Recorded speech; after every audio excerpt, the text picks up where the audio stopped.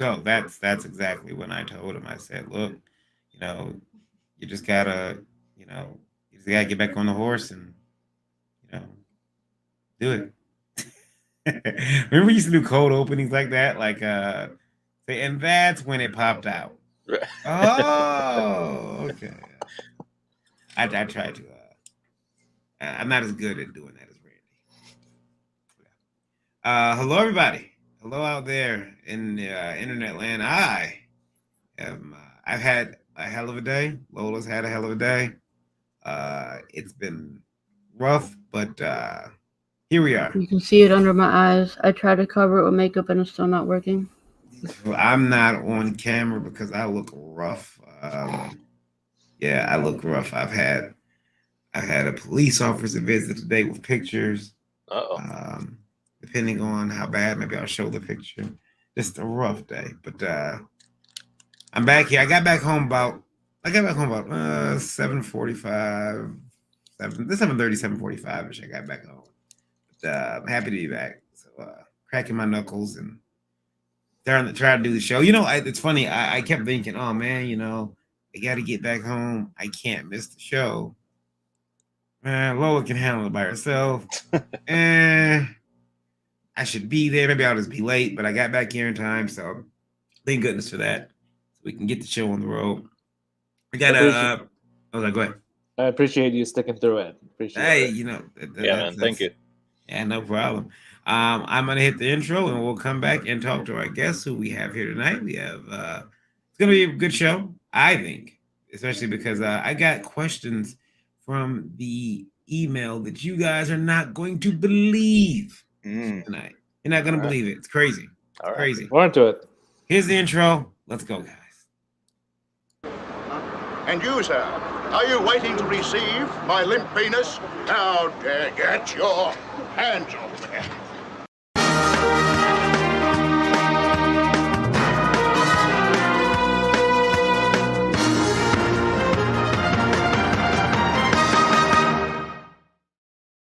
The following program contains violence, disturbing imagery, nudity, and, oh my god, why are you even watching this? Just run away. This shit is going to give you nightmares. For real. The program is rated TV MA NSFW OMFG GAF TTV BYGAS. Why are you still here? Seriously, don't watch this. We can't warn you strongly enough. Do you need a doctor of some kind? What is the matter with you?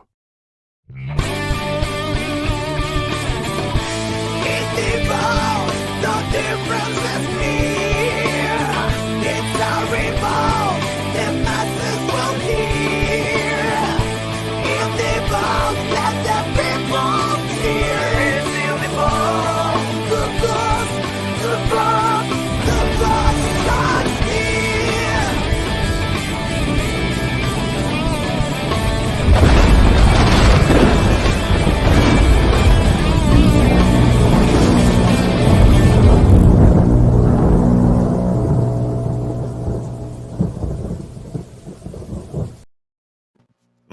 Most grand opening in all of comic.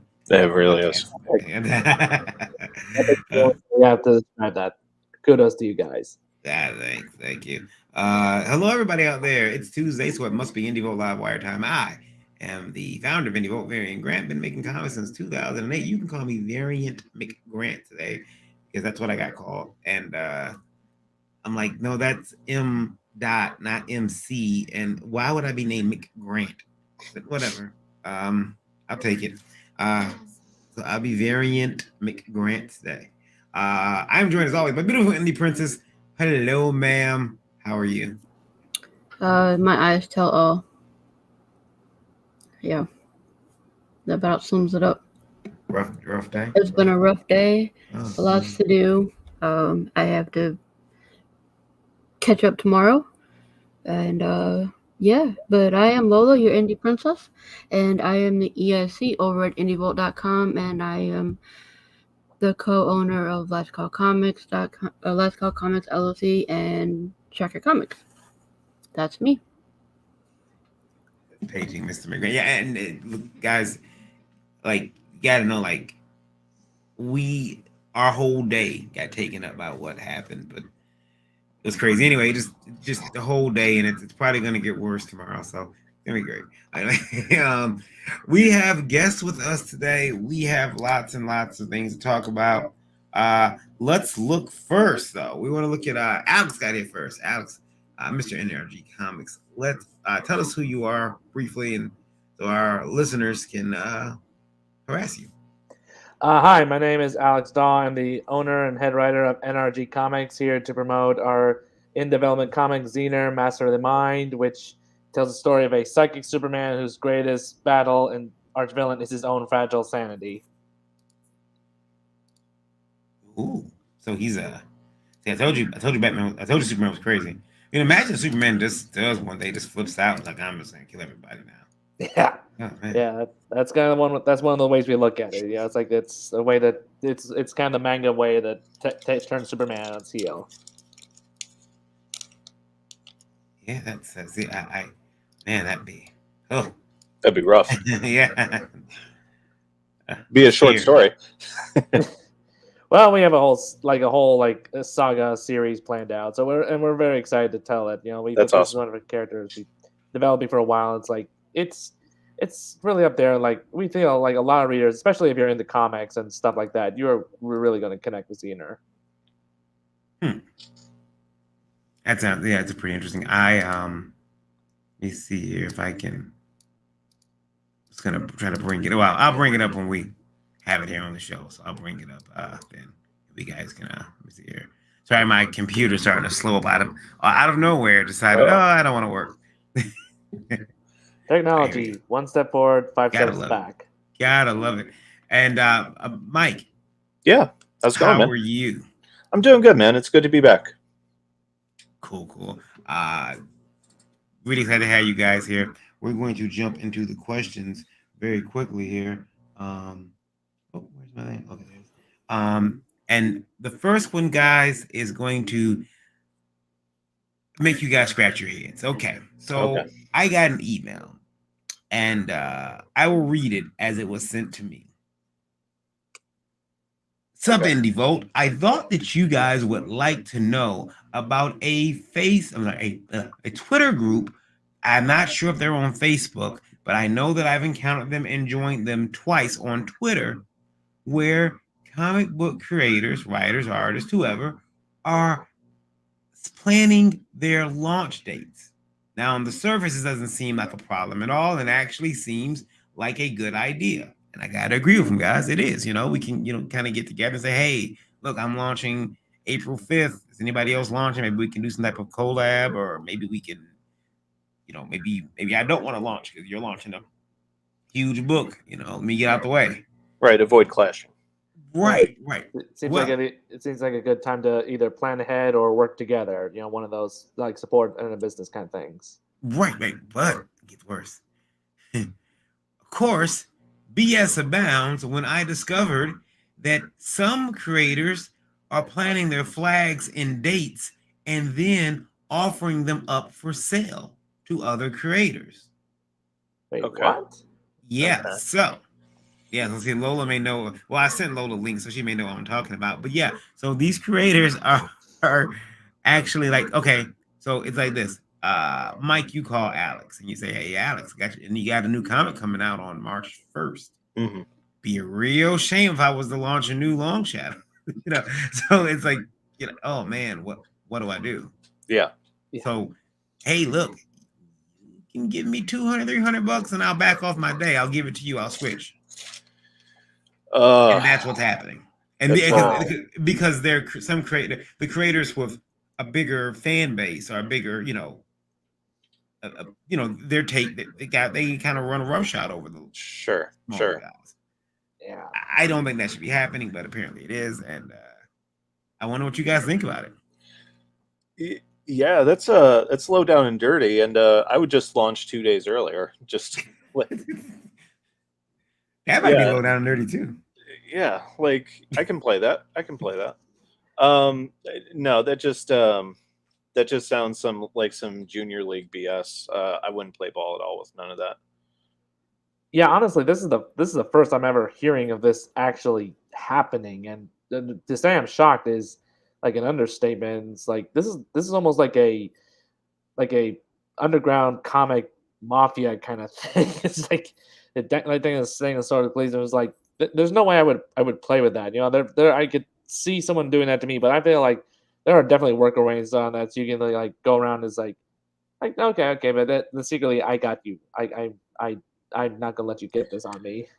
And plus it plays into like like almost 4 years now into this whole thing, it still plays into that idea that there's like a set amount of pie and there's only so many chairs at the table. You know what I mean?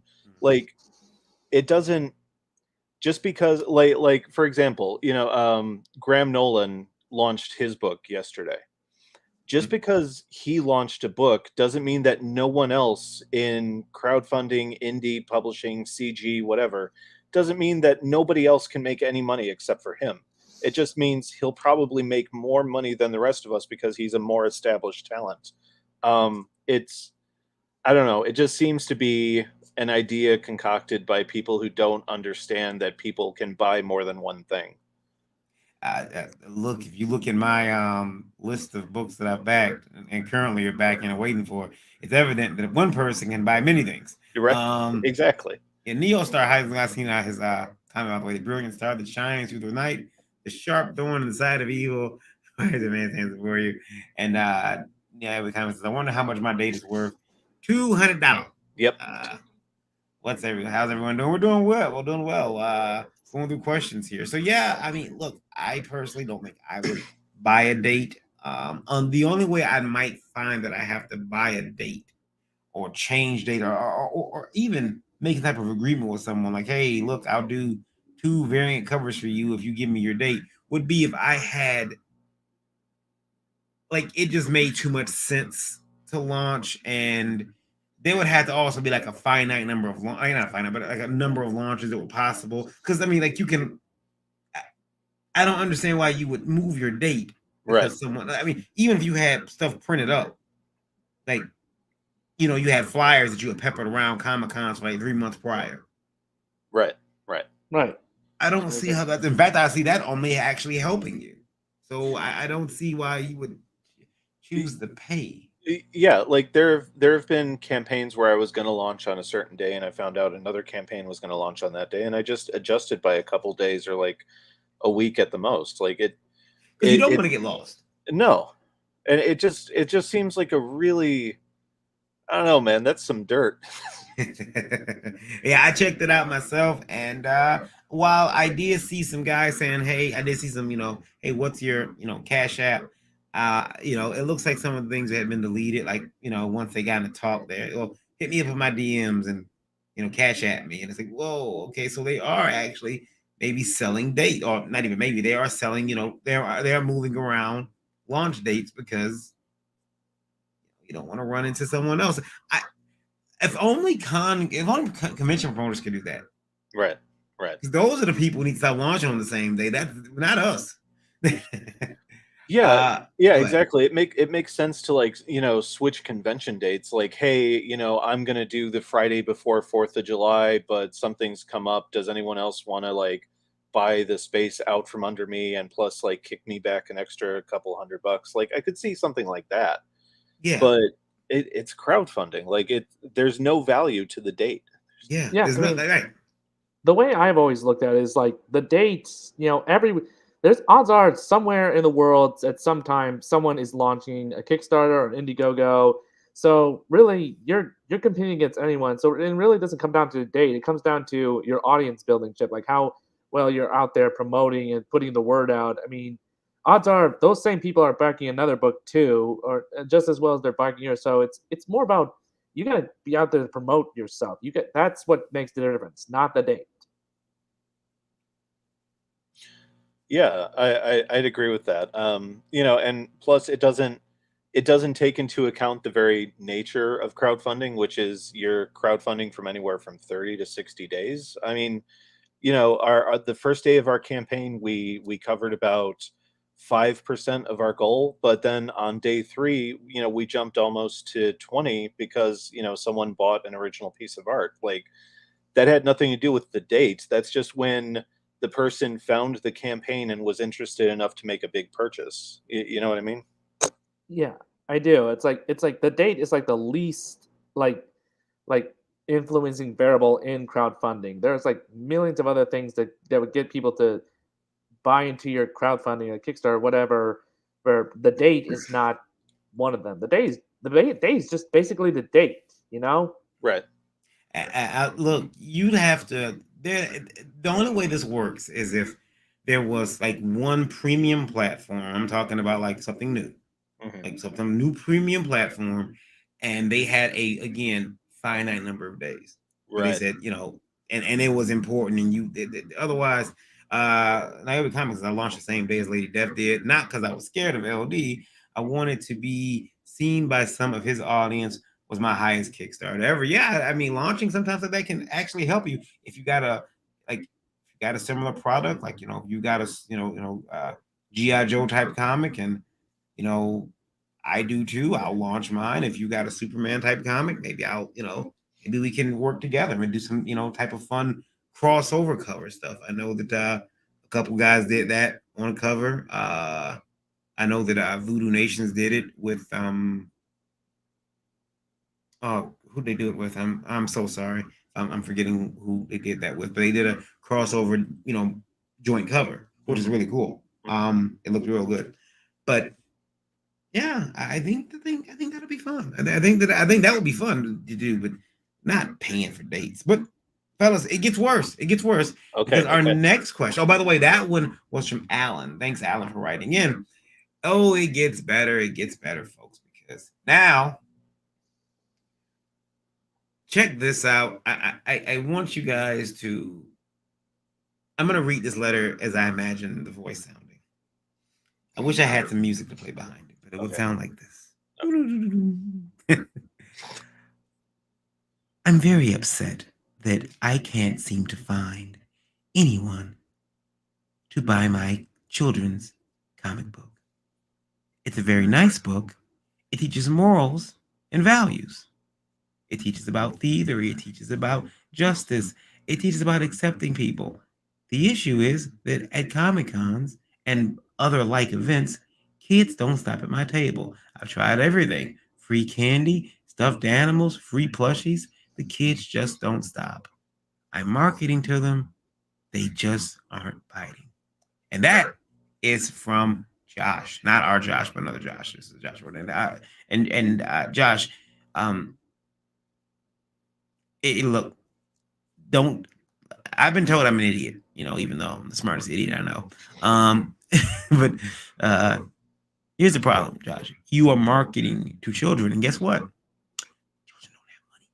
They don't have money. They don't. They don't have money. You have to market to their parents. Now, a child will tell their parent what they want, right? But they don't. They're not gonna. They don't have the money to buy it. So you need to manage to the parents. You need to push that content to the parents so they'll buy it for their kid. My parents used to come home with me for that I didn't ask for, and I end up falling in love with. So you're marketing to the wrong people. Kids don't buy books.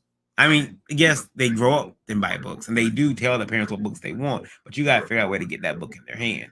And it sounds to me like, creating a spectacle at Comic-Con isn't working for you, which is my gimmick, by the way. So back off. Now, if you want to buy my gimmick, we just discussed that earlier. You can't buy my gimmick. It's going to be $600 a month. Let's see. Carpenter is disagreeing with me. Says, I don't know. I have to disagree. I think if anything, the kids don't care about the IP. Therefore, they don't want the extras. I just don't see kids with money. My kids are lazy ass apparently.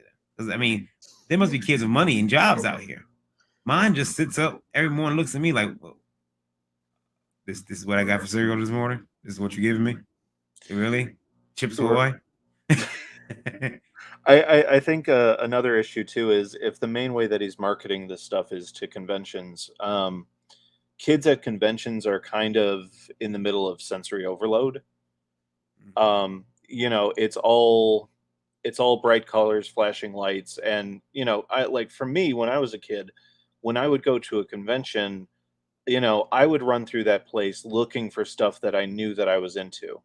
The whole thing of like going out of your way to like find something new, happens when you're like, a preteen or teen or in your early 20s. So, I'd say, if this is something that he's seriously trying to develop into a business, you got to change it up and focus more online. I don't know how many kids or even, parents you're going to reach out to in the middle of a busy convention floor.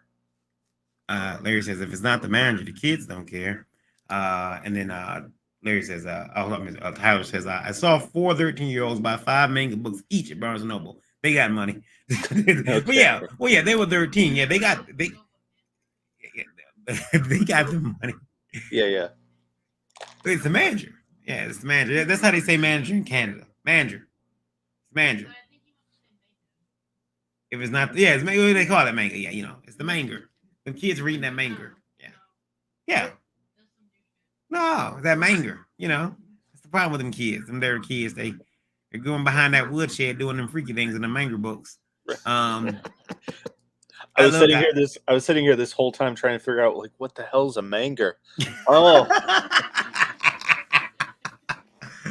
I'll tell you guys a funny manga story. So there was this guy I was friends with, who was friends with another guy. This guy knocked on my back door one day.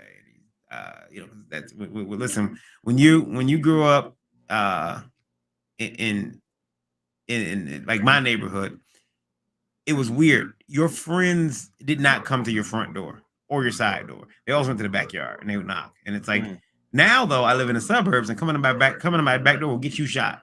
Who the fuck is tripping in my backyard? Who is that?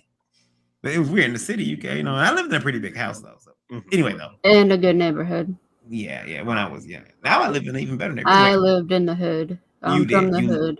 Squalor. I think like a bomb shelter. Yeah. So here's the thing though. This kid, I get knocked on my door one day and this kid, he says, Hey, Varian, can I pop your compy? What? He says, yes, can I pop your compy? And I had never heard such bullshit. And so I'm like, can you do what to me? Because no, I don't know what you heard, but I'm about to go tell an adult. Yeah. And he's like, imagine that, Mommy wants to pop my copy. I don't know what it is, but I think I heard about it on Jerry Springer. Move. Right. He says, I want to use your computer. And I'm like, oh, yeah. You want to use my computer. That's what pop your compy is, by the way. So if someone tells you, I want to pop, pop your compy. No, they want to pop something else. Yeah. And it's so this kid comes to me, he says, hey, he goes in my room and I'm like, yeah, man, go ahead. I don't know what he's doing, but all of a sudden I hear and he is burning. I mean, he's like printing out a bunch of manga, but it's not just regular manga. It's cat girls with the hugest penises I've ever seen in my life. God. These penises left their parents on Krypton. I mean, one had a Milky Way dick vein. It went all the way around like Saturn's rings. You should have seen it. This is a specimen. And I looked at him, and I'm mad because he's printing this shit out in color with my unicorn blood. Yeah. And I'm like, what are you doing? And you're printing dicks. Boobs are right there, and here you're printing dicks. So anyway, it really upset me. And that's my problem with the manga. Let me get caught up in the comments here. God. We in comics cater to an older audience, more geared toward collecting. When did you get here? Oh, Tyler called me up, Neo, and said, hey, up, let's crash into Evo. That's how it happens. Nita Lanning says, if a kid is into the IP or interested, they're going to ask their parents. Think Hasbro and Mattel, they market to the kids, not the parents. But it is the parents who make the purchase. It's because them little rugrats, Nita, like to bite on our ankles and tell us what they want. Mine told me the other day that he wanted a $40 damn Beyblade. What Dick Veins is the first thing I hear, maybe the wrong day. I'm sorry, Mike, but yeah. you know, it happens. But it was Dick Veins, like guys. They were really like I don't know if you guys understand. They were like cords, like running through. I know it was a still image, but I swear to this day they were vibrating. My mom would beat my ass if I printed this out at home. Can I use your computer? God, It was funny too. He moved in with another friend of mine, and his parents, well, they found the mother load of like printed like in bags. This kid would just go to the library, anybody's house he could, and just print these anime big food girls with huge members. I mean, and these would like you gotta understand. These are like 90s, like 1990, 1999 anime. Yeah, just ruthless. Yeah, ruthless, like the dicks would perspire and everything. Like, was he like Jonah Hill in Superbad? Was he just obsessed with dicks? I love that comparison. Yeah, I kind of maybe I don't know what happened to that kid, by the way, but I'll tell you, you know, like I just want to know, like, I kind of want to go up to him and say, man, what was with the dicks and the cat girls? Like, I'm about to listen. I'm turning 40 in a couple weeks, and that happened when I was like 17. I still need to know. Like, it's haunting me. I need to know what else. Like, why? Anyway, it's the main.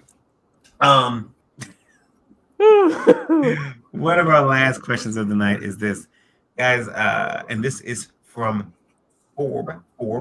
Forbes says, what comic would you guys suggest I read, mainstream or indie, while I'm tripping balls on the Mary Joanna? Long Shadow.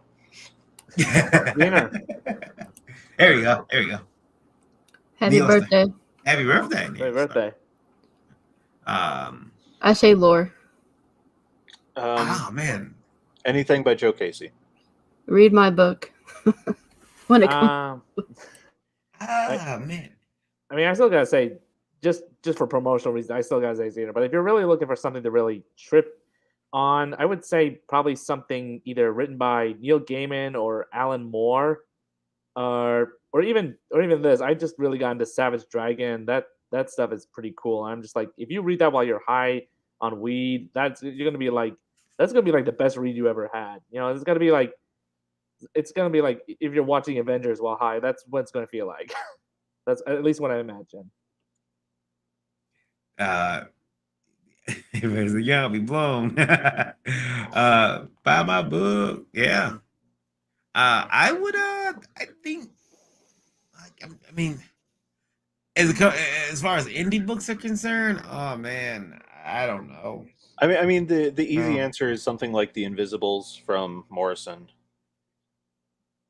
Yeah, I was gonna say, I mean, when I started thinking about mainstream, I was gonna say Invincible, or even something like even some of the old TMNT. Hi, Max. Like the old Mirage TMNT. Yeah, Reading that wide. Hey, you know, there's an expert. Max, the question is, what book, indie or mainstream, should a person read while token that Joe Biden? See, but you can't ask Max when he's in the chat, because Max has a long story behind it. Well, send him a link. Tell him to come here. Max, I'm sending you a link.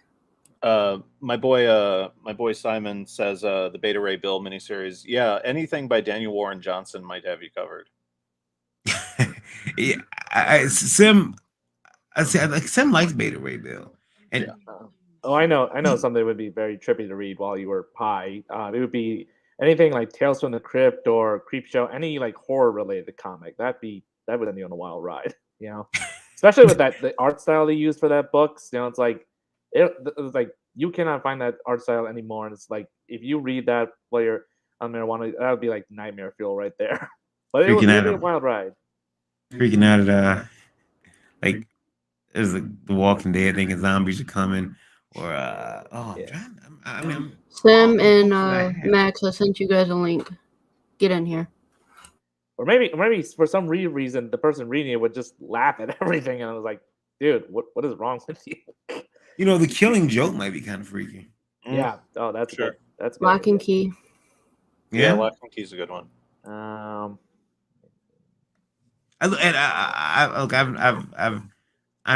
Here's Max. Max has been a long time proponent of the Marriage of Juan. Max, what indie book and what mainstream book would you suggest people read while high? Huh. What indie or mainstream book would they read while high? Would you suggest if you had to get someone a book to read while they're If you really want, I mean, what are you looking for? Are you looking for a good time, or are you looking for a total mind fuck? I mean, not me. Listen. Screw that. I don't even like werewolves, man. So Because I'm saying, if you're looking for like a total mind fuck, read A Taste of Cherry. It was Hart D. Fisher and Glenn Danzig did it together, and it is just the most obscene, just disgusting fucking thing you'll ever read.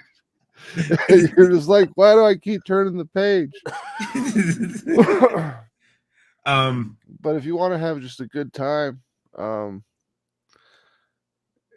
any of the Spider-Man books, because they're colorful and he always has something smart ass to say for mainstream.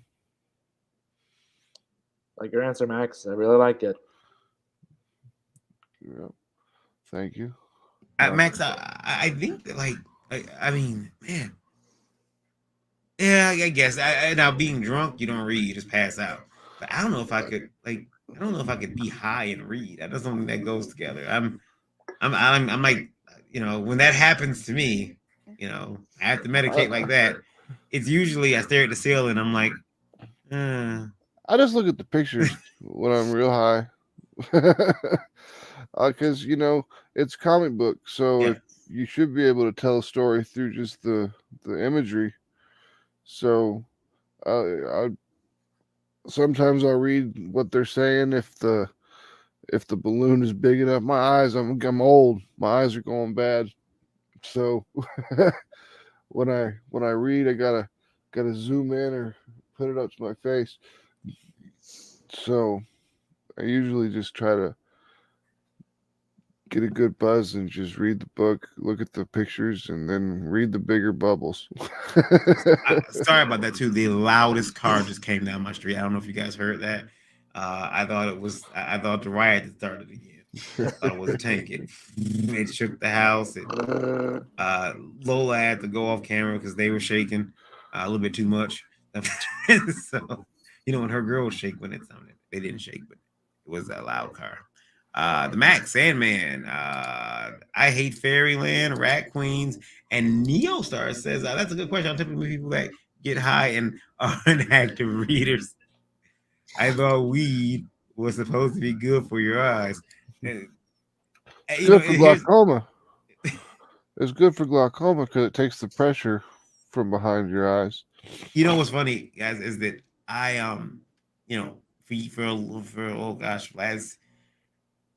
the last 12 years, I have been prescribed Vicodin for an ongoing condition, a chronic illness I have, and doctors they have to give it to me, and I want it off. I'm in the same boat, brother. Yeah, see, I want it off. I'm like, I need to get off of this. I got to get off of this Vicodin. And what happened is, I'm like, well, I finally got convinced to try weed. I'm like, okay, it's gummies. I'll try it, and it helped. And I'm like, oh, well, this tastes pretty good. It's like candy. And holy crap, I can see my shirt breathe. And the wall is, moving. This is awesome. I'm just gonna go. I want to sleep. Sweet. You can't do that with the with other things. You can't do that with Vicodin kind of tweaks me out. Like I can't even draw with it. When I take it, I get like all kind of jittery and go-y because, and I don't know if it's like because I'm not in pain anymore or if it's just the medication. But then my wife took one for she had a migraine, And she's like, let me have one of your pills. And I was like, all right, here, take one. And so she takes one and she's like, this thing's making me all tweaked out. And I'm like, so it's not just me. What happened for me was there's another comic artist. His sister-in-law made these gummies, and I had been given one by another artist who shall remain nameless, and they said and I'm like, okay, it worked. I'm gonna buy some more. So my dumb ass. This is how every story. This is how every good variant story starts. My dumb ass decided, okay, well, I bought these gummies and I'm gonna come home and take one. So I take one, nothing happens. Absolutely nothing. Keep in mind, guys, I'm 39 years old at this point. I've never smoked weed. I don't do any type of drug. I don't. So I'm like, this is. Yes, Mike, you can drop your link. Go for it. And so I'm like, it didn't work. So I know what I'll do. I'll take two of them. Maybe that's a bad batch because they're homemade. Ate two of them, laid down. Well, I am not sure what happened because a fourth wrapper was found. but what I can tell you is that at some point I remember I was ill.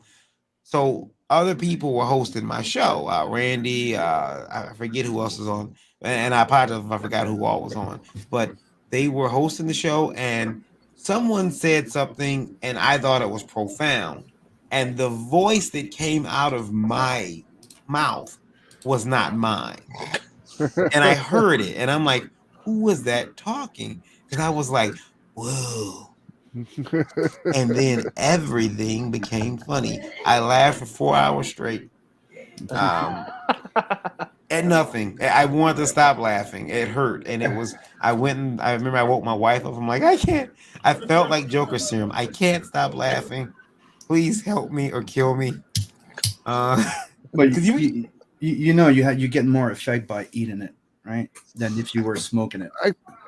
Edibles don't do shit to me. Except like randomly once in the fucking blue moon, they will work. You know what's gonna happen? Yeah, but it's a very different buzz, dude. Oh yeah, it was because the one time that I did get fucked up on them, I remember sitting there and I was smoking a cigarette with my wife, and I was like, I'm just too high. I have to go lay down. Max, you know what's gonna happen, dude? You're gonna sober up, and your next Mary Machine Gun book's gonna be crap. I'm not gonna sober up. Get Trent Reznor back on heroin. We can put out a good album. I'm sorry, that was mean. That was great. We've been way of supporting your artist, I guess. This is really fun. I had a t-shirt that said that back in high school. Get Trent Reznor back on heroin. Heroin haven't bent over. I'm telling you, man. I've seen them on the internet. Those people, when they're on high on heroin, they like I didn't know the human body can like look like a Disney character when they get fired. Like you ever seen when Goofy loses his job and I've seen they're like so now when I see that I know my son's gonna be like, Dad, look, Goofy sad. No, son, I am that shit. He got the heroin. He got that black tar. Mm-hmm. Before we jump into these campaigns, Max and Sim, could you introduce yourselves real quick? Oh yeah, he's Sim. Yeah, you are. Hey, Sim. I'm Sim.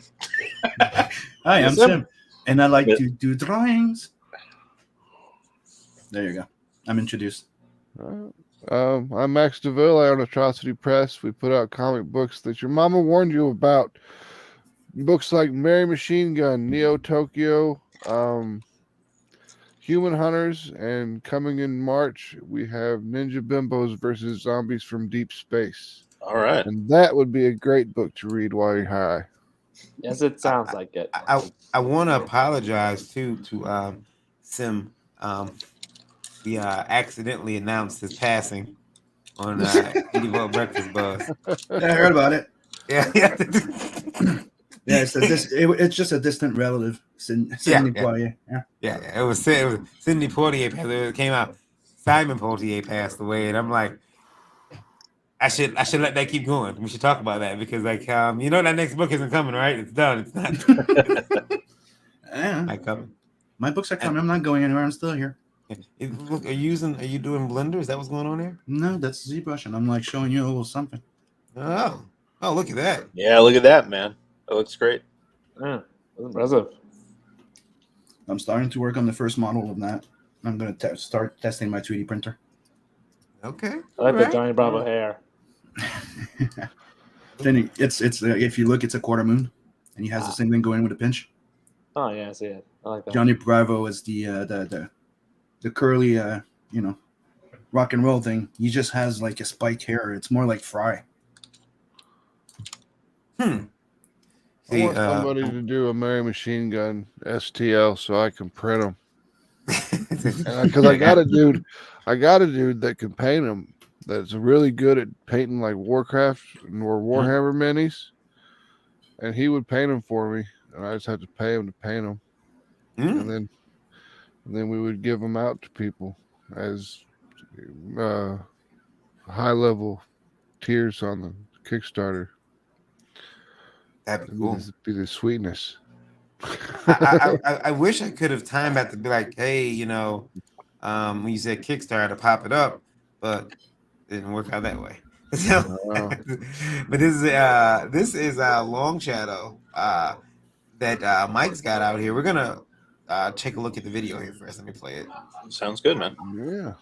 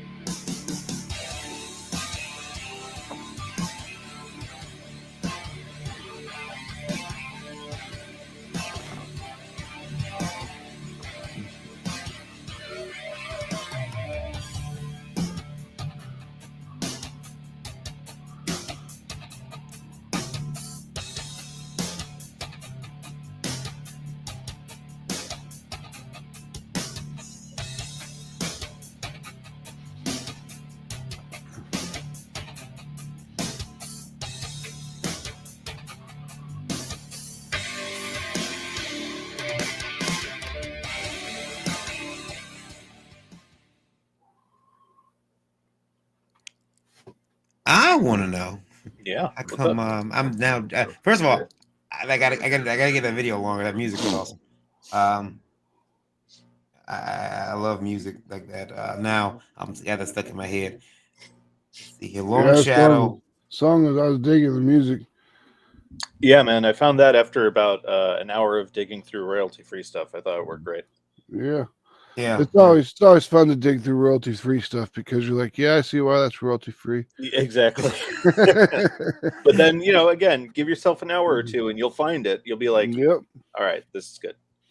That's the one I'm looking for.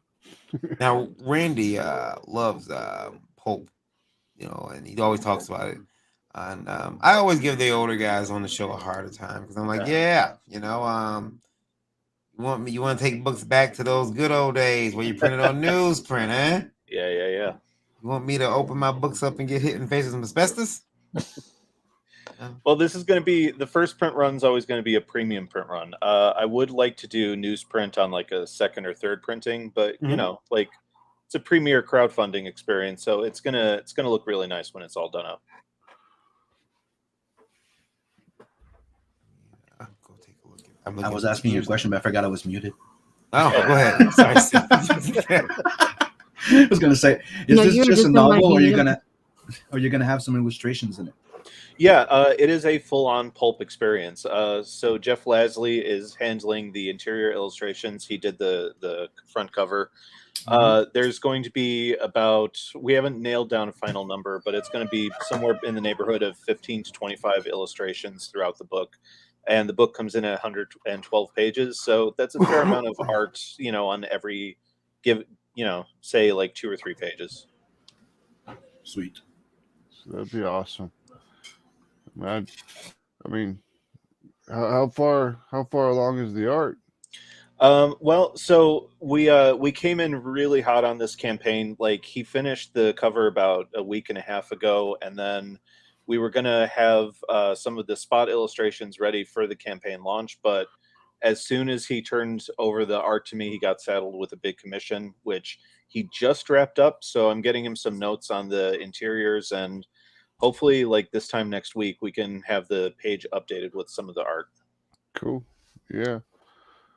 Because that art is always Yeah. good for a Kickstarter. Yeah, of Or course. an Indiegogo, whatever. You know, Right. crowdfund. Art is pretty pictures. Yeah, so people like pretty picture.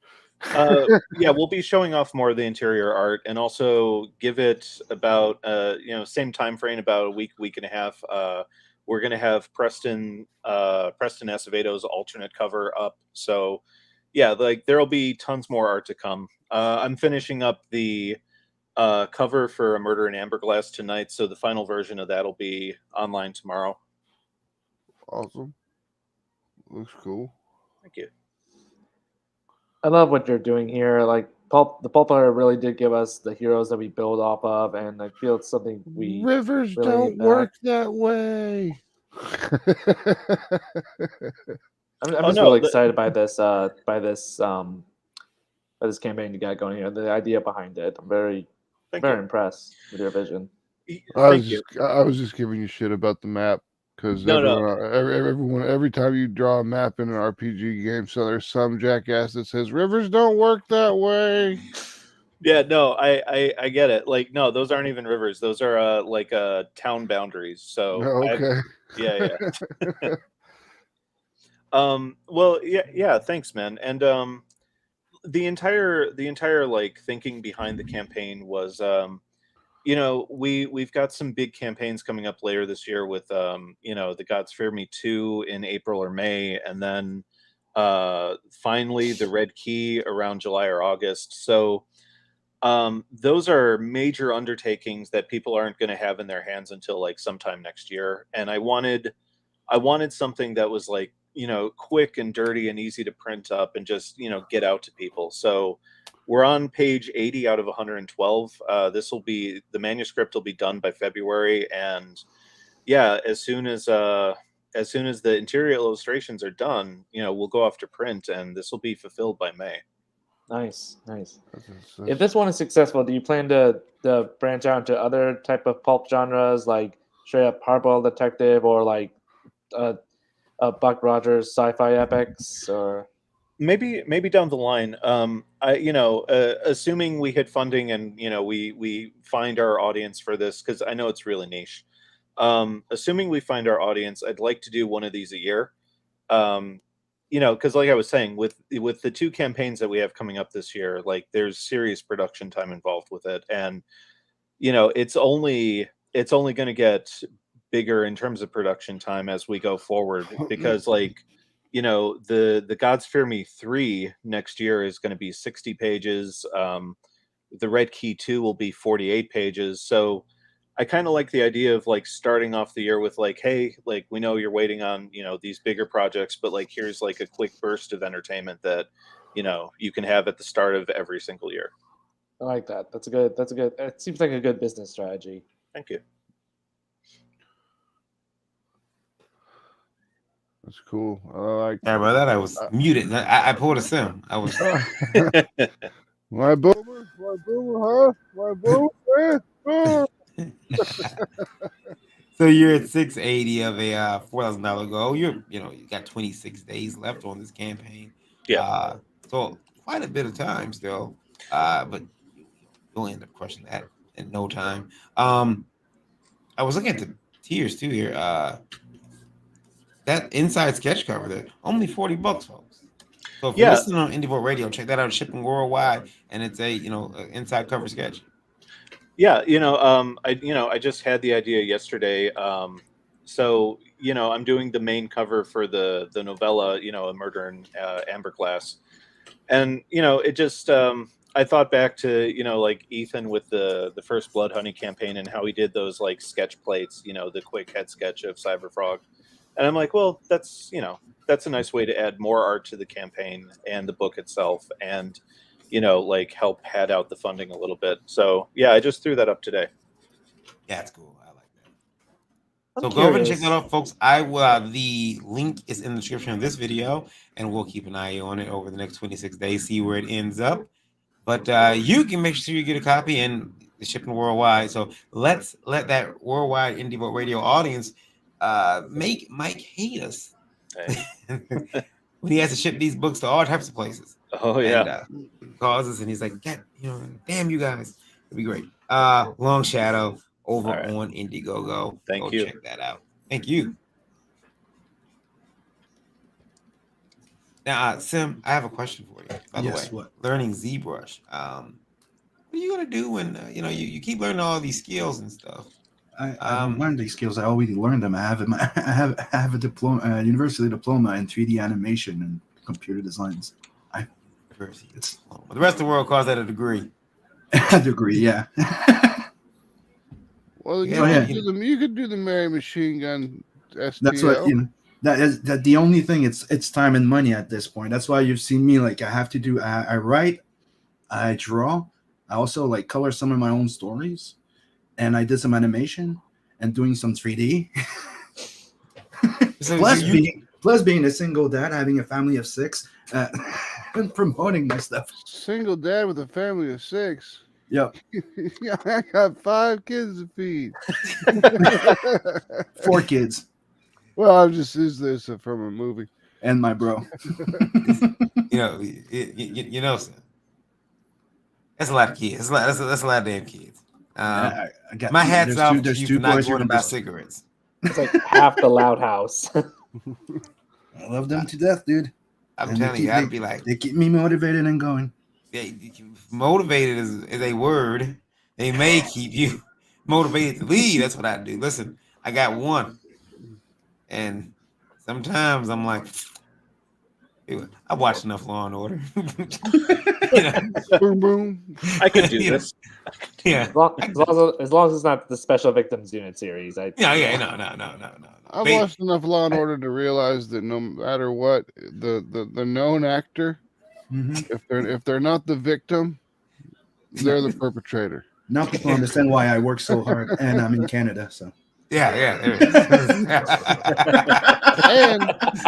and I'll say one thing. And Apple will not allow a villain to use an iPhone in a production. So villains can't use them. It's so that is very weird. Dylan Draw says, I still don't know what the Pope. I still don't know what Pope is. Pope is well, the Pope books that I have. They were always what does Randy call them? It's technically a short novella with some illustration in it that was fantasy oriented. Right. Usually, I mean, there was noir and crime fiction. There was some sci-fi, and they usually started off in like oversized magazines, and then were reprinted in small little paperbacks. Mm-hmm. I'll let you guys know. I've been looking at one pulp fiction, one pulp time character to bring back to. I'm not saying who it is. I'm not saying it. The old detective novel. I really like those. Actually, when I was in college, there was a class on detective fiction, and I was like, "Well, I'm taking that," and we got to read a bunch of cool stuff.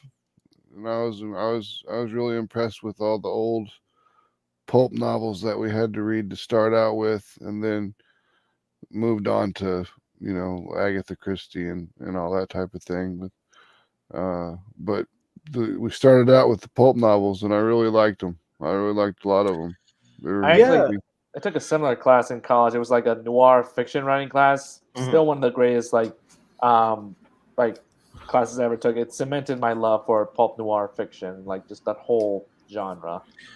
Yeah, I know. I mean, especially in 2022, like it's beyond niche. Like the genre is pretty much non-existent. But again, it gave birth to so much of like what we still enjoy today, like including superheroes. I mean, exactly. without Doc Savage, the Shadow, and I could go on. Like without those characters, there would be no DC, no Marvel, no Dark Horse. And there's characters. Thank There's you. characters you don't even know about. And when you Right. find out, you realize that they got ripped off, and it's all the characters in Marvel. Yeah, pretty much. That's pretty much what happened with me when I found the character I'm talking about. Like I'm like, oh shit. I think you won Superheroes Today. You won Superheroes Today. They had it back then. They nailed it the first time with those. You know, you're not going to see what the greatness you found in Doc Savage or Shadow in the likeness of a Batman comic or Superman comic today. Do you ever listen to the old Shadow radio stuff? Yep, I've listened to some of it. I want to find those. Where can I find those? You can get them off YouTube. Yeah. They're actually really good. Yep, they are. Sometimes I listen to them when I work. Who knows what will happen next? The Shadow knows. Yeah, and because like it was considered like the taboo, unpopular genre of its day. It had, except for its readers, it had so few eyes on it. Like those stories were like un-PC, just filled with action, adventure, badass dudes, like like cool chicks. Like it was everything that we're doing in the space these days, but back then, it was the whole Frank Miller thing of like, we're rebels. I want us to be rebels. Like that all started with the original pulp writers. Can you imagine if like they actually reprinted like those stories today and sold them in comics? People would probably love them. Yeah, I've got so I'm going to be on my YouTube channel. I'm going to be doing I'm going to be reading through all the Solomon Kane stories. Nice. So like the Robert E. Howard estate, like they keep these in print. So like if anyone out there is interested in like Solomon Kane or like the old Conan stories, like you can still get them today, but everything else is kind of hard to come by. And right now there's like the Europeans are doing an adaptation of the Conan novels, and it's been republished in the U.S. by Blaze, was it, or is it another company? Anyways, and it's called the Cimmerian. You can find them, and they're pretty awesome. Nice. They've been coming out, and they've been delayed for years for us, but yeah, you can get them in English now. As long as you don't call it Conan. Exactly. Good. They have to call it the Cimmerian. Yep. Alex. Yes. I seen that it had a Facebook page. I'm like, okay, well, I can bring this up. But this is your character. This is Zener, the master of the mind. And I got some other pictures I was gonna upload. I'm trying to upload them now, but they're gonna give me so much space here on the stream. But go ahead, tell us about them, because I'm gonna try to go around to your social media and pull that up. Well, Zener is the story of Axel de Vera, a man who was born with immense psychic powers, and tragic events in his childhood led him to being locked up for years, and he's only now just escaped. After everything he's been through, he's decided he wants to use his powers for good, and he wants to help people, not just as a superhero, but also because he went through such mental trauma, he wants to help people as a psychiatrist who suffer like him. But the problem is, Zener, he's one of the most powerful psychics and superheroes of our universe, but his mind is so fragile from all the trauma and years of suppression that, in a weird way, he's his own worst enemy. He's like, to be a psychic and a telepath, you need to have a strong mind, but his mind is so fragile, and like I said, he's his own worst enemy. He's battling his own fragile psyche while trying to do good, and he's like one of the most nicest people you ever meet. But the fact is, he struggles, and some people don't trust him because of it. And in a weird way, he's the reason J. Jonah Jameson is against mass superheroes to begin with. Like more than like Spider-Man had reason too. He would have reason with Zener. Pictures of Spider-Man. Yeah. And this is one of the characters we created that we're expanding on with our universe. So what you see, some of these are like some of the promotional art we did with one of our campaigns last year. But it's in production. The comic's in production now. It'll be on Comixology soon. We're halfway through the first issue, putting this 0 issue online, Comixology in the process. Zener is one of the most powerful psychics of our universe, his main powers are obviously telekinesis, one of my favorite superpowers, and he can do. There's a whole lot he can do with it, but he also has powerful telepathy abilities. But the hindrance, the magic system we have with it is like because his mind is so fragile, he has trouble using it. He prefers not to sometimes because he has backlashes if he uses it. So like some of his like illusion based abilities or telepathy. Yeah, it's I keep saying he's his worst enemy. I can't sell that enough because I mean that's one of the biggest hooks about him. And one of the ways I like to sell him, that we like to sell him, is what happens if you take an upbeat, moral character, Boy Scoutish, like Superman, but put him in Batman's world with all of Batman's related dark trauma events, and you see how it affects him. You had mentioned Take a happy-go-lucky superhero and then give him crippling mental disease. Well, it's also, but he's talked about Zener, which I know in the comic is named after him and everything, but we'll talk about her. You see, I was looking through the pictures. I said, "Wait a minute now, my interest is piqued." This, well, yes, that's because sex sells in comics. What this character here is called Centerfold, and she is one of Zener's rogues, and she has the power of sexual attraction, like mind control. So anyone who's sexually attracted to her, like her beauty, whether they're female or male, will instantly do whatever she says, including Zener. But tragically, she suffers from a lot of body dysphoria because she used to be very ugly before she was locked away and experimented on. She got her beautiful beauty and her powers, and so she's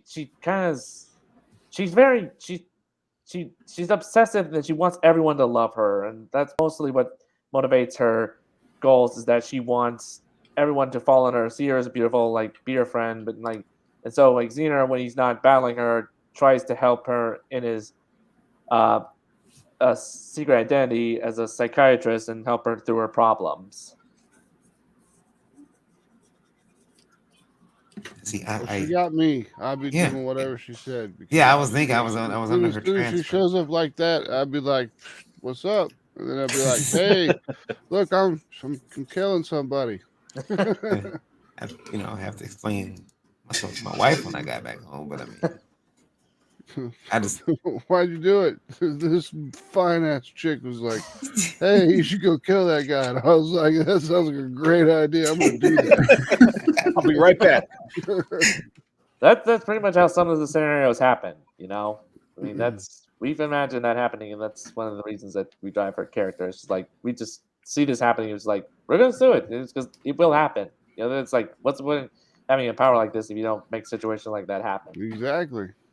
We were trying to come up with a way for Mary to fight a coven of succubi, and we had it set up. I was trying to figure out a way because I had this scene in my head to where this guy's walking along the street, and he like comes out of a coffee house and he looks across the street and he sees like these three chicks just making out with each other, and he just like is paying attention to that as he walks out into the street and gets hit by a bus.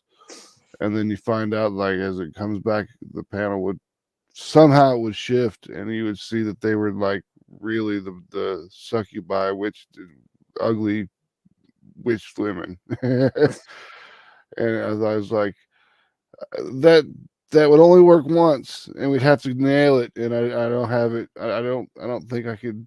I don't think I could do it. So kudos to you for being able to pull that off. Thank you.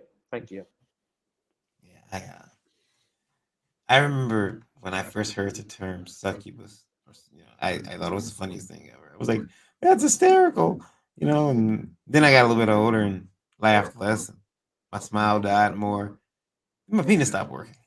After that, I try to take my jokes too far sometimes. So, Alex, that your people can find your Facebook at NRG Comics on Facebook, correct? Yep, we're also on Twitter, Instagram, YouTube, and DeviantArt is our main site. That's where we post all our comic pages and art. Mostly, you can follow us there to get updates.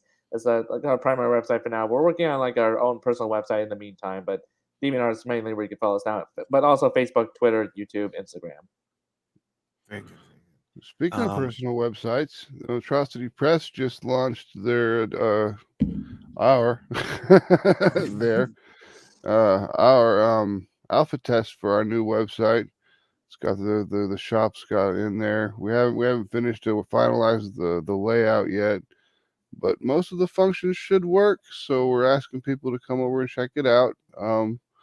It's got own little community section, so you can make your own groups and chat, and it doesn't restrict your reach or your speech. I don't give a shit what you put on there as long as it's not illegal. Well, go check that out. That's atrocitypress.com. Yep. Hell, Devil Flyer. Hey. What's Hell, up? devil. Let me see. Where is my next? Oh yeah, I was told that I can put this up like for later in the show. I'm going to too because I'm a boss like that. Look what I leaked. Look what I leaked. Oh. Well, hello. What do we have Yeah. here? That's Tales on the Adverse, the sign up page. It's launching in February. Don't ask me the date precisely. I'm still getting some stuff ready. But you can watch the little video there. There's a little animation in there.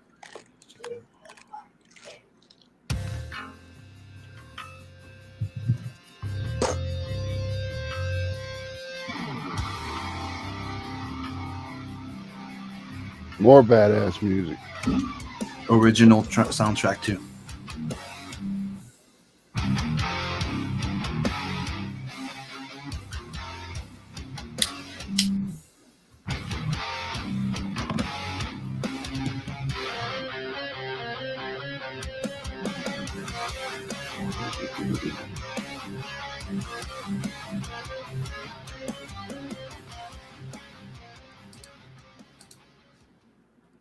So Everyone's got pretty good music tonight. when you I'm do sold. when you do animations, is it like that? Do you have like basically where you just kind of do roughs and then you come in and then go over Yep. your roughs and just like an artist would, and go over your roughs and make them look the lines the more defined, and just do that a billion times because there's 32 or what 29.99 or 97 frames per second. Usually you try to. Usually it's to keep it steady. You have to keep it between 12 to 24 drawings a second, frame a second. Mhm. But you also cheat it up a bit because I don't have that much time. Otherwise, I'm not gonna get my book done. Right. It takes- Yeah, I mean that's what I'm saying. I mean that should take forever. I remember rotoscoping lightsabers in Photoshop when I Mhm. was younger, and that shit took forever.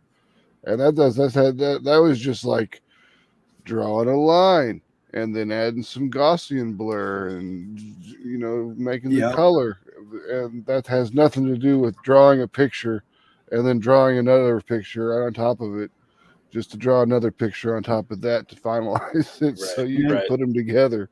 And it's fun because since I do the animation in Clip Studio, the same thing I do to do my comics, I always have it open inside.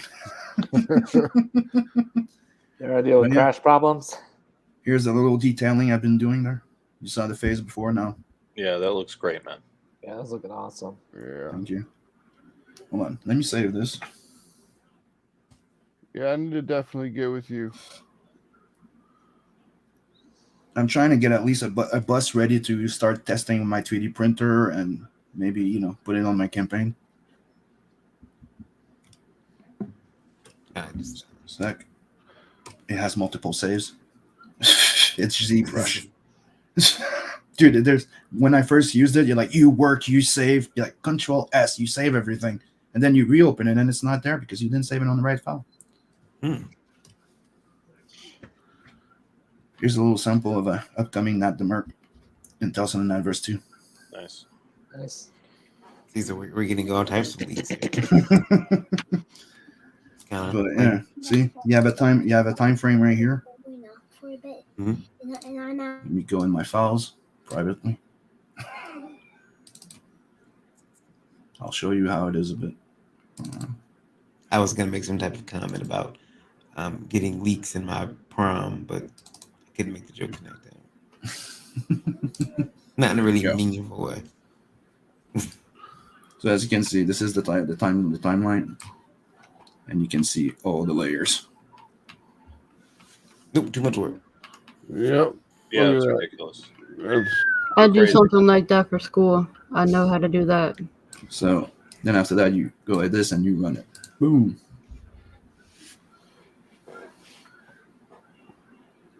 And the idea is that you go in, you draw those keyframes, and that's what you learn when you learn animation. So if you want to do animation, go grab the Animator Survival Guide by the creator of Roger Rabbit.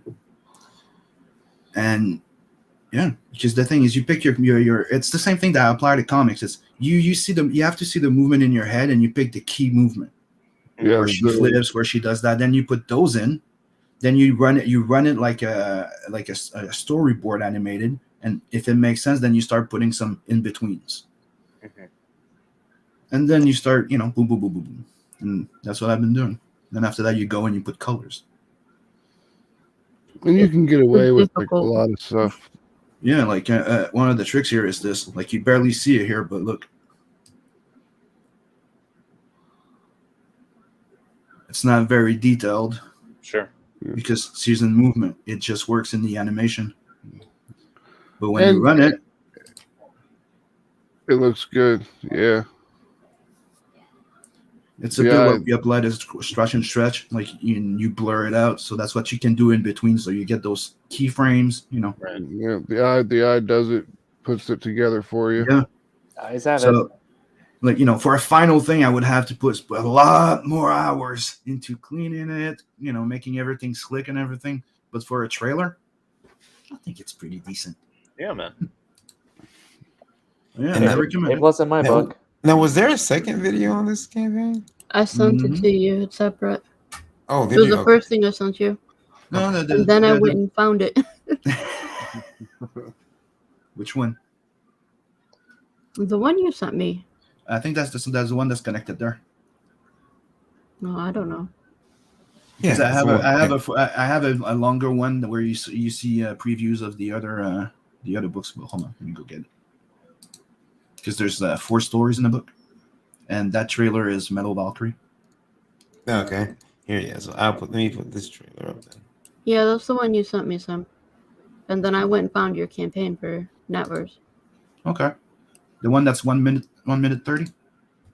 Yep. Okay. All right. Want to play it? Okay. Yeah, All right. I could play it if you want. But Yeah, you go ahead and play it. Yeah. Do it live. Do it live. perfect. My mouse. See, I got one of these Yeah, arrow yeah. gun. What's it? Is it arrow? Like arrow gun? I don't care. Whatever. Mouses, and the battery is starting to die, or the charge is starting to die. So it's getting really slow, Mm. And there you go.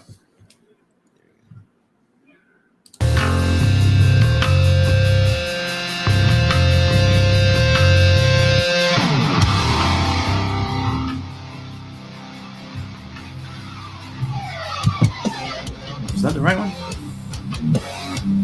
Nope. Nope, there's another one. You need TFTN number 2 Metal Valkyrie promo trailer. Work in progress.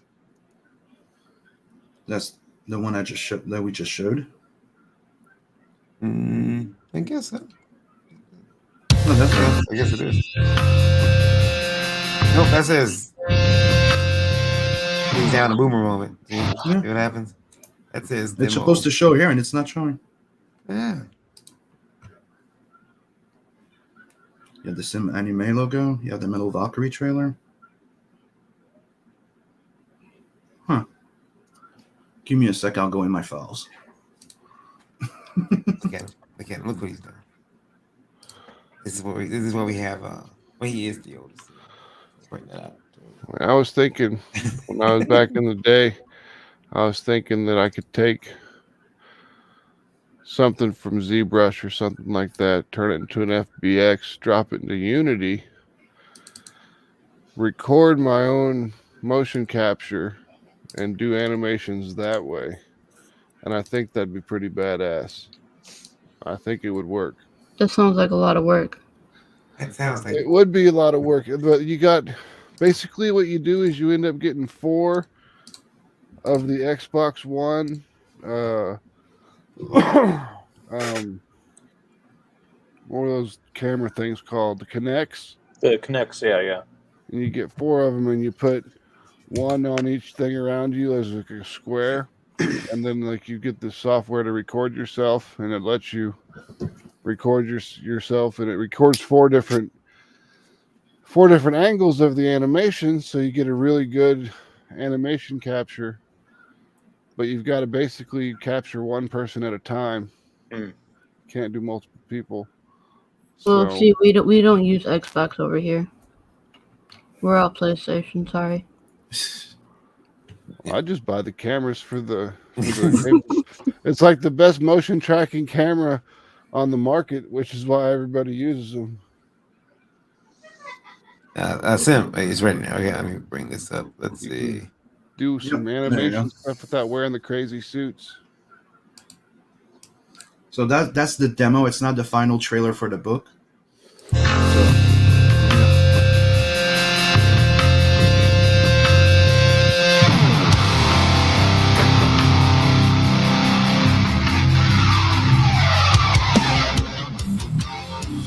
I just didn't update everything in that one. As you can see, it's clearer.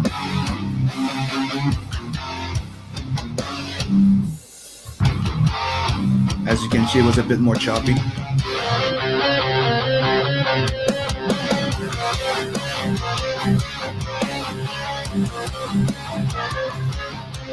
That's a sample of Murder Doll. Hey, what's up? That's a panel from Blood Brothers Part 2. That's Metal Valkyrie, where you see the animation is from.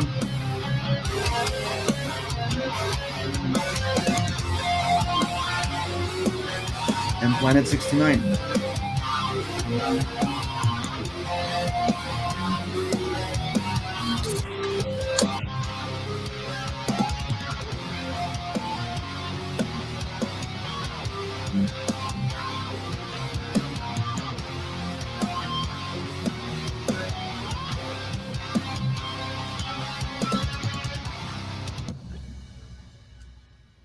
So that's technically my, the demo, the work in progress. And then after that, I'll update the animation and everything, and I'll be done.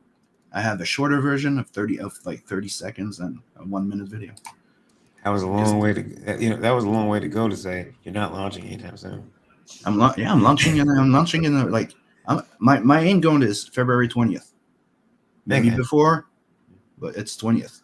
So no one's bought your date you're offering up yet for sale? Earlier we had someone write in. There's a group of guys selling their coveted launch dates for their campaigns with other people. Wow. Okay. No, but you could go on the InkSlayerEntertainment.com website and buy my previous books there, and some merch. I like that. Way to go. Keep it just InkSlayerEntertainment.com. You can sign up. Oh, just dive right into that. Sign up page is live over on Indiegogo. Tales from the Natverse #2. Go and check it out. I put the link to the website, to the web store in the chat. Because and Tales from the Natverse #2 has how much stuff? 4 stories. It's 82 page so far. Nice. The number 1 was 80 page. It had 5 short stories in it, and the entire premise is the main character is not the Merc, so that's why it's called the Tales from the Natverse. And you get to know the entire universe and other characters that live in that universe. And the entire premise, it's like doing a heavy metal that's all connected. So it's like I'm giving you multiple issues. I'm building the universe of Nat. Yep. And that's leading to the book, not the Merc. Okay.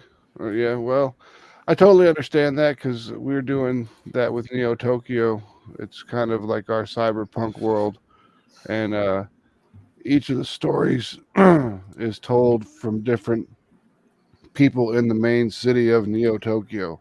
So the city is the main character, and we thought that would be interesting enough to push some comics. But Now we just got so many to make that I don't know if we can make another one of those for a while until we get some of these other Kickstarters out of the way. Kickstarters like this. I'm going to show you something Yep. else. Just like that one. Max, this is your new one. Yep. Ninja Bimbos versus zombies from deep space. Yeah, it'll be fun. I mean, it's super tongue in cheek. It's got its levity moments. It's got its nudity, and it's full of gore and hot women. So What more could he ask for? exactly. No, you can't ask more than that. Now, this is your launch page. I Yeah, well, I'll there's no do video. it so I don't dox myself. Oh, There's dude, no- you're in Kansas City? I was just there today. Oh well. So I'm sorry. It's cold as shit here today.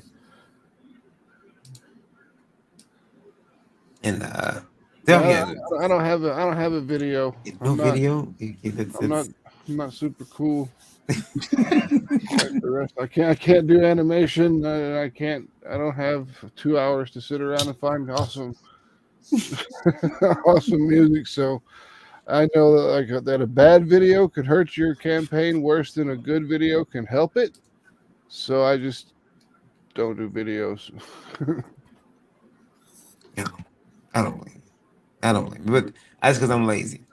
I've gotten quite lazy. I don't know what's going on with me. Ninja Bimbos from versus zombies from deep space. Can you at least tell us who wins? Well, the Ninja Bimbos have to stay alive in the newly happened zombie apocalypse, because basically at the very beginning of the book, a meteorite, a big meteor storm happens, and a whole bunch of meteorites hit all up and down North and South America, and they release this green gas that turns people into zombies. And some of them it doesn't turn into zombies, and some of them it gives them increased special abilities. It's just the end all be all of just writing. It's just the end all be all of lazy writing. It's just kind of like, yeah, it's all this gas. That's what happened. Cinema. But- real quick, guys. I'm gonna share your screen. You sure you okay with me? Yeah, showing this but aerial? that's why I was sharing it, because I wanted to show that before, but you went to another campaign, so I'm just Okay. I can do it. Hold on. 1 second. Go back. I like seeing that. Sorry, I was wondering. yeah, I'm finishing up that page, but I wanted to show you guys the Blood Brother first pages, Blood Brothers Part 2 in full colored. Sweet. Nice. Impressive.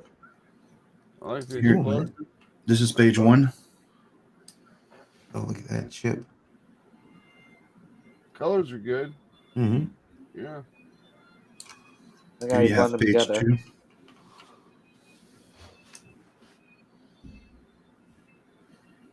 So he was flying a spaceship. All right, I knew it. I was like, is he flying a spaceship or is he piloting a mech? I didn't know. Buy the book and you'll find out. I know. I will. Maybe the spaceship turns into a mech. I'm You not gotta- gonna say I'm not gonna say one or the other, because it might be both. You got to launch it. Maybe the spaceship turns into a mech, Uh-huh.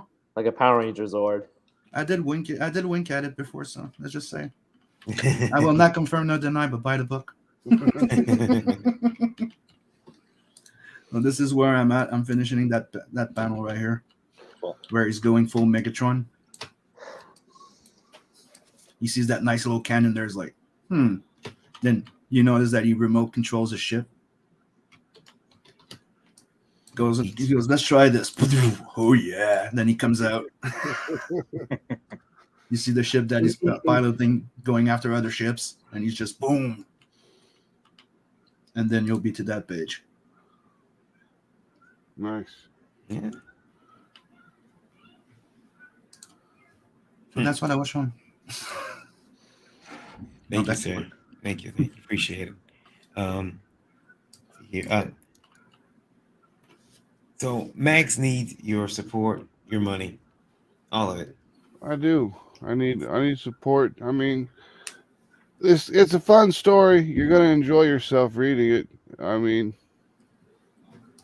it's funny because it started out and we're like when we were doing it, and I'm like, okay, let's do this Ninja Bimbos versus zombies from deep space, and everyone's like looks at me like I'm crazy, and I'm like, no, it'll work. It'll work.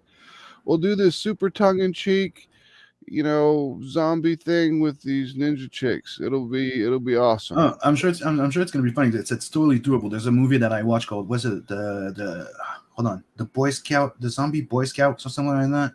Scout's Guide to the Zombie Apocalypse. Yeah, that's it, dude. Yeah, I just clicked on it and I'm like, wait, it's probably gonna be Oh no, It was an amazing fucking watch. I laughed my ass off. And the bad part though is that we started watching it with the kids because we thought it was kids friendly. No, we got those scenes. No, it is Remember not. that window scene with the old man zombie. Yeah, the old man zombie, the police cop officer. Zombie. Yep. Yeah. Oh, they're nice, by the way. They're fucking nice. Yes, they are. If No, she's dude, watching, that's like one of my favorite horror They're comedies real. in the past 10 years. yeah, dude, it's the comment when you leave. Like, oh boy, they're real. Yeah. No, those are real. If you haven't seen it, go watch it. You're gonna yeah. So yeah, all it's doable that it could be a very good read.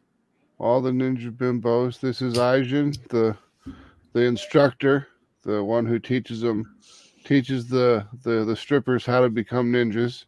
So she's their Splinter. Yep, she's Splinter. And this is Alexis, and she's kind of like X-23. And she just has the cool mask and does her own thing. Donna, get it? Oh, I see what you did there. That was good. That's good. Yeah, Jokes, he's got him. I do. She's the brains, but she's also the leader of the organization, of the operation in this one, between all the girls, because she's the smartest of them all. Not saying that she's that makes her super smart, because they are bimbos after all, but she's the one who can actually string a coherent thought together. She's got common sense. And then on the opposite side of that is Leah, who is the total complete blonde bimbo who is just totally lost in her own little world at all points in time, and is just totally completely obsessed with fashion, K-pop, and anime.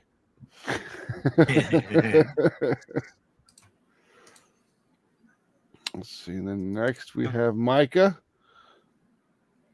who gets she's our girl on the skates. She's she was the biggest skater. Yeah, the skates would be fun to do. We're having real fun with them. Like being able to have her grind down a stairwell with off a railing and just right into a zombie face with those trucks on those skates. Just wow! And then you kick them right in the face with the fucking explosion in the head. Yeah, I mean, and we don't shy away from it. I mean, we'd go straight into with all the gore. And that's what you can ask for in a zombie book. Exactly. And she's got her little shredder stuff, which was super cool. I thought that was a nice touch that Fernando added to the girl. And then, we got Rachel. She's got the hook swords. She's I love those weapons. She's got the Oni mask. She's our weapons expert. She can't miss whenever she's kind of like Hawkeye. She can't miss whenever she throws a shuriken, if she throws a throwing knife, if she shoots a bow, anything that has to do with shooting or throwing an item. She can't miss. She do with that ass. They can be blocked, but she can't miss them. So, Max, Raphael's my favorite turtle. So this obviously she's my favorite bimbo. Yeah, I'll cosplay as her Oh, There yeah. you go. There you You know, go. That'll be good. This is begging to be cosplayed. We designed them to make them easy to be cosplayed. I thought that would be a good idea because I like that like thinking. like something like Mary would be very difficult. It is very difficult to cosplay, but we had to put Mary as the design that she was because that's just what I had written. I'll try to find something similar to that, and I'll cosplay as her. Awesome. That'd be sweet. I'm Yeah. sure you got a pair of boots. Yeah, this is yeah. I think there's ridiculous amounts of boots at one point that she had. Those are all the chick pages. Let's see, where's the Now, was that orange or red that she was wearing? it's red. Okay. Should I not share here? What you call it? Should I go back to here? I'm just trying to we gotta make sure that I'm opening the right See, page here. when you guys go over your files, I'm always on the edge of my seat. Because I'm like, oh, it's like Russian roulette. Here he goes again.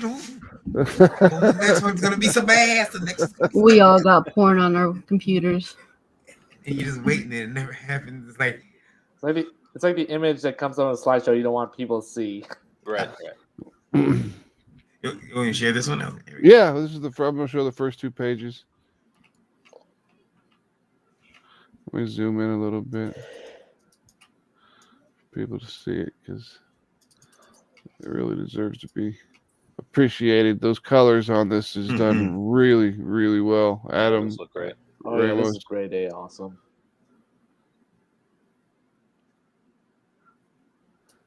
It's the Pussycat Club. I said there's a drug deal going on, so there's the drug deal going on, and a pimp was getting his money from his hooker. And I also work at the club. Stop. Wait a minute. Let me get a little closer here to this.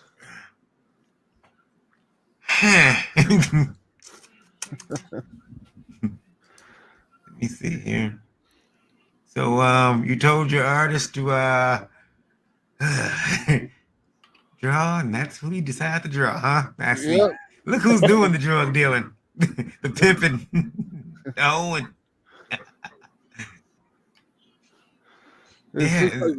He kind of looks like Shaggy, but like Huggy Bear at the same time. It looked like Snoop Dogg in Whiteface.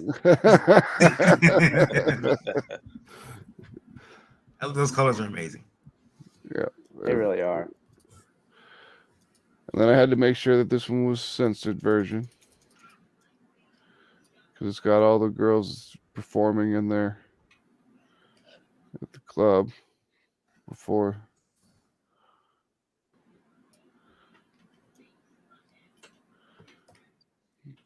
all the zombie apocalypse happens.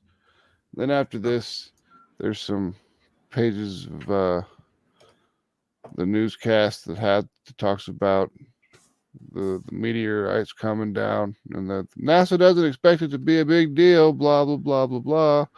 And of course it is a big deal, and the girls end up trying to save themselves, but end up just locking themselves in the bathroom.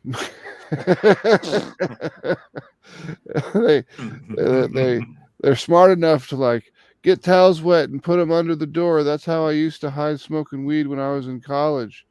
And then they as they do it, they're like, "Hey, look, it's working." And then like all the smoke starts coming in the others, like just through the other three sides of the door.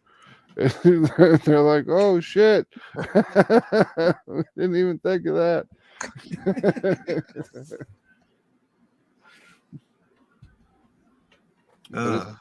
It's a good time. And then but as we were writing it, the story got dark quick.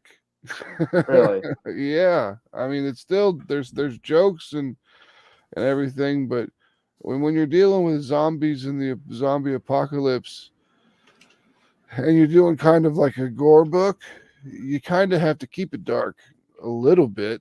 Mm-hmm. I mean, then there's a lot of dark humor in it, of course,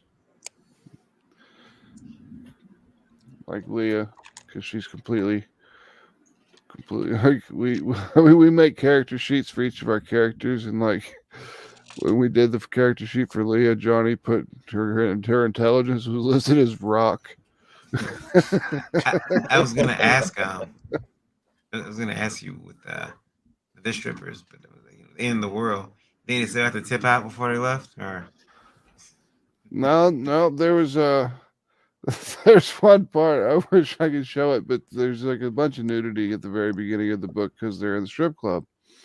And I don't have it all edited to where I've got the devil heads on it all yet, but like there's one page where one of the strippers is getting out of the cage and she's like, "Oh, thank God, Mitch, I'm glad that you're there," or whatever. And he's like, he turns around and he's a zombie and he comes at her and he's like biting her on the neck and he's like ripping this big chunk of flesh out of her. And she's screaming, "No, Mitch, you're a vegan."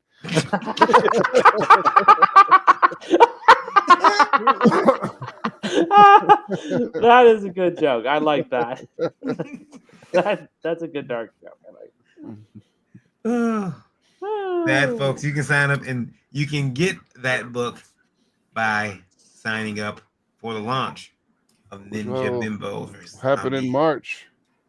Deep Space. Now, listen, I want you to. We got to talk. We need to bring in my new girl team. Where you got a girl team? Yeah, the community rodents. Community rodent. Are they on like community service? It was like hood rat, but I didn't want to say hood rat. A little more refined than that. Community rodent. Yeah. Okay. It's gonna be great. They're other community service or She's very sexy. Little mouse costume is awesome. Folks, go sign up for that, and we will keep an eye on it. Of course, we gotta get Max back here when he launches. Oh yeah, we'll get back around. We'll make the rounds. We'll be sharing a whole bunch of more stuff. We'll have a lot more stuff ready to be shared. We're still getting all the. I mean, when you do a Kickstarter for a comic. You finish a book, but then there's other stuff where you just got to finish. Like, well, let's go ahead and finish. Okay, like we got the nude prints that we do.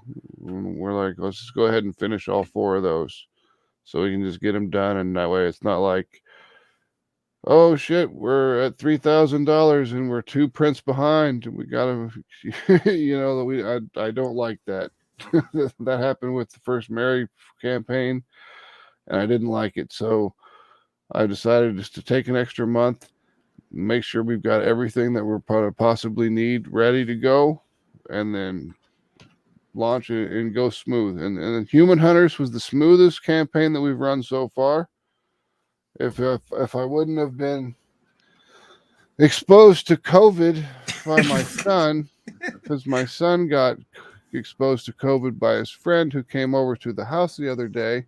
So I was around both of him and the kid, but they were around each other for a lot longer than I was around them. So we'll see if this vaccine's worth the shit. Because I've gotten 3 of them.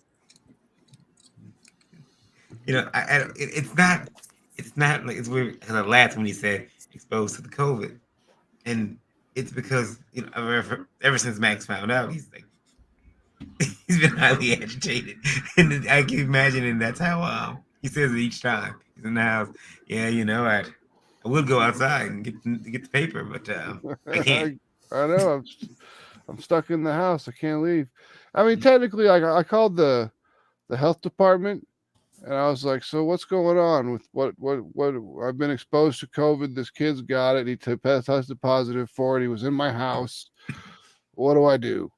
And she's like, "Well, basically, you can get a COVID test." And I'm like, "I'm not going to get a COVID test because if I'm either going to get sick or I'm not going to get sick, right. So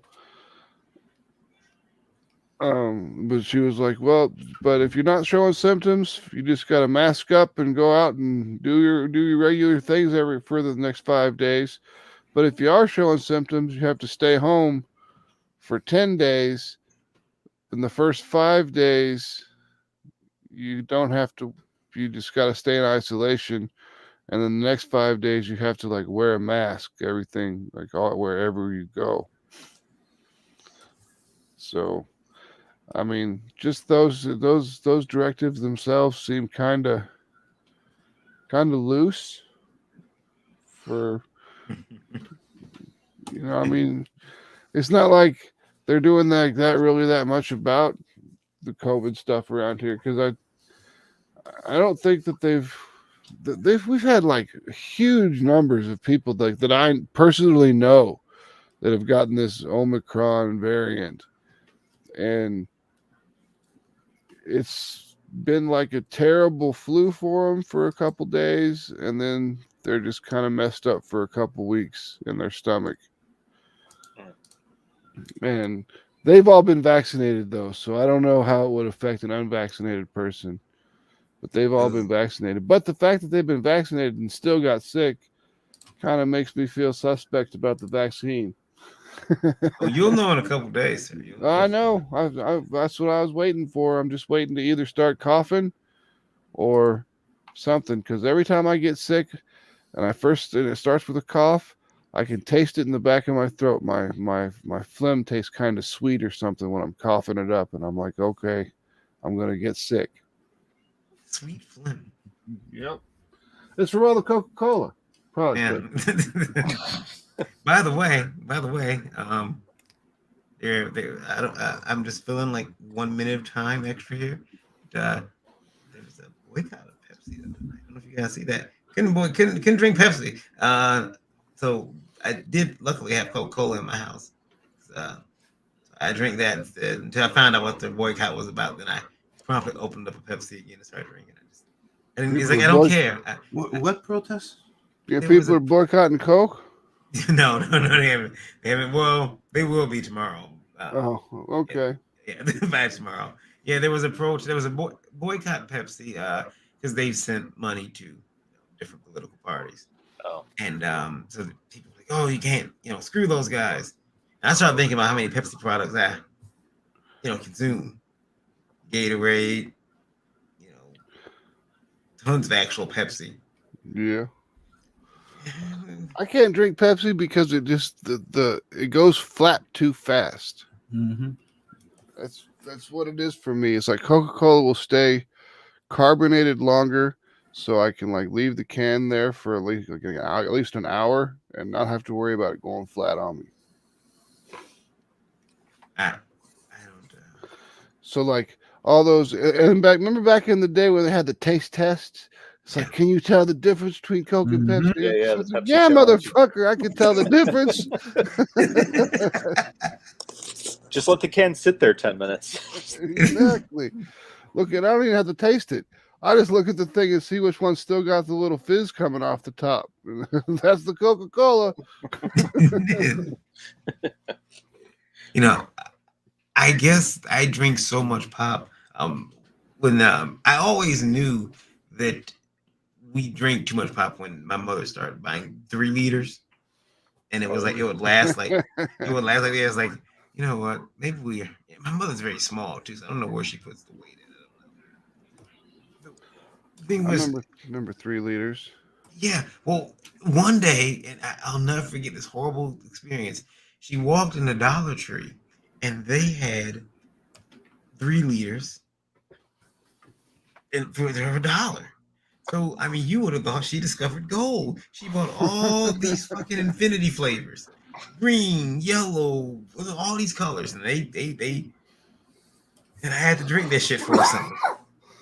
And I did. I drink it for a summer. And yeah, I remember my parents. They bought probably 30 cases of Shasta one summer, and we had to drink that all summer. And I was like, oh my God, why would you even bother with buying root beer and cream soda and all that shit. Ain't no one gonna drink no Shasta cream soda, guy. Come on, why even wasting the thing? Just buy something you know someone's gonna drink. Well, with me, after that, like summer of dollar store 3 liters, I had a Pepsi. It damn near killed me. And acid hit the back of my. It was the worst experience in my life.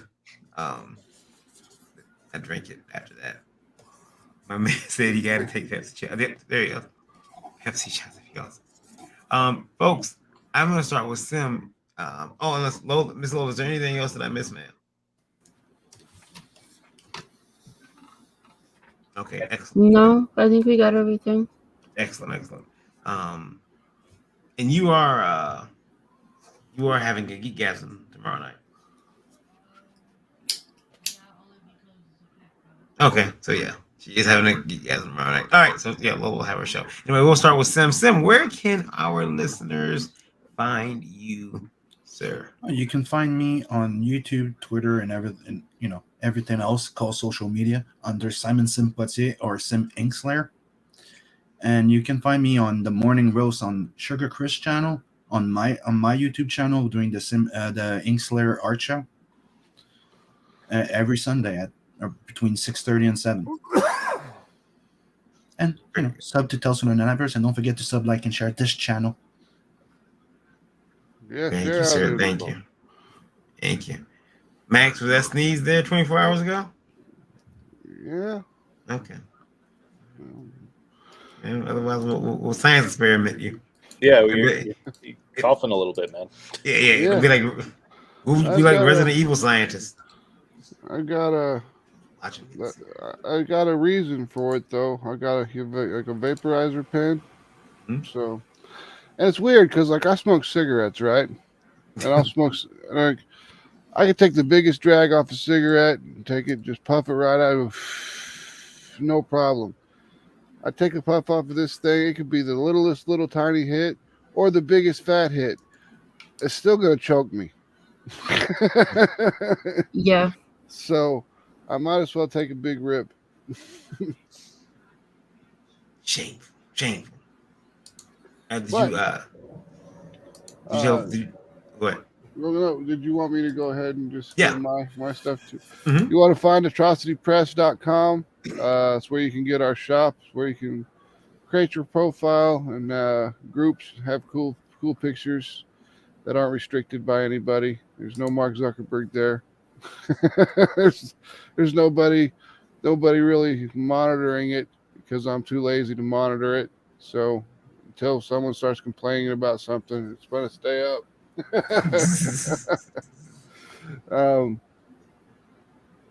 And then if you want to find us on any social media, it's Mary Machine Gun, at Mary Machine Gun on Twitter, at Mary Machine Gun on Instagram, or Facebook.com/Mary Machine Gun. Cool. Right, there we go. So with that, I was trying to bring up the campaigns one more time, and then my computer said, "No, I'm not going to do that." Sir, where can our listeners find you? Yeah, you can find me on Twitter and TikTok at chibi_Mike, and you can also find me on YouTube at the Chibi Mike, all one word. And they'll find you too. Some of them are weird though. They ask for weird stuff. They'll ask for drawings and then friendship. It's weird. Right. So. Yeah, I'll make it work. Okay. All right. Just a fair warning. You have some weird people. You can get some seriously weird requests. Oh yeah, I know. No, man, I've been doing this a long time. I know. I got someone asked me if they could use my character as the base for a real doll. Uh-oh. And I was like, if you want to, I mean, I can't tell you no. Really, you can order whatever you want from the company. Right? How would I even know? Yeah, I'm like, but hey, if you do, send me a picture before it's used. Just go ahead and just send me a picture before she's used, and then after that, I don't want to hear from you anymore.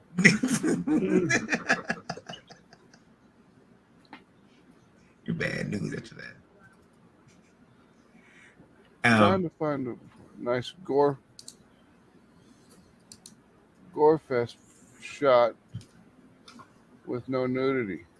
Yeah, it's impossible. I'm looking at your screen. Like, I'm not putting that up. Alex, while we're waiting, Alex, where can you be found? Well, you can find us at NRG Comics anywhere. That's Twitter, Instagram, DeviantArt, YouTube, Facebook. Just type in NRG Comics on any of those sites. You will find us. Miss Lola. There you go. So lazy. Short, now. sweet, to the point. Linktree, indie_princess, and my wish list. Go check it out. And if you want to have a geekgasm with me tomorrow, tune in at 9 p.m. Eastern Standard Time. I'll be asleep. Oh, I love sleep. Love it. I've been sleeping a lot more than I used to. I used to sleep like 3 hours at a time, and I'd wake up and I couldn't go back to sleep, so I'd just stay up and do stuff. Mm-hmm. But man, that one night my website went down, so I decided to read this. I was like, screw it, I'm going to rebuild the whole thing, and I rebuilt it all in like 32 hours straight. Yeah. I was like, aha, I win. Now I'm going to bed. And then I went to sleep for like 12 hours. And then the next day I went to sleep for like 8 hours. And it was the most magical thing I'd ever experienced of actually being able to get a solid 8 hours of sleep in without having to get up and be like, well, guess I'm awake.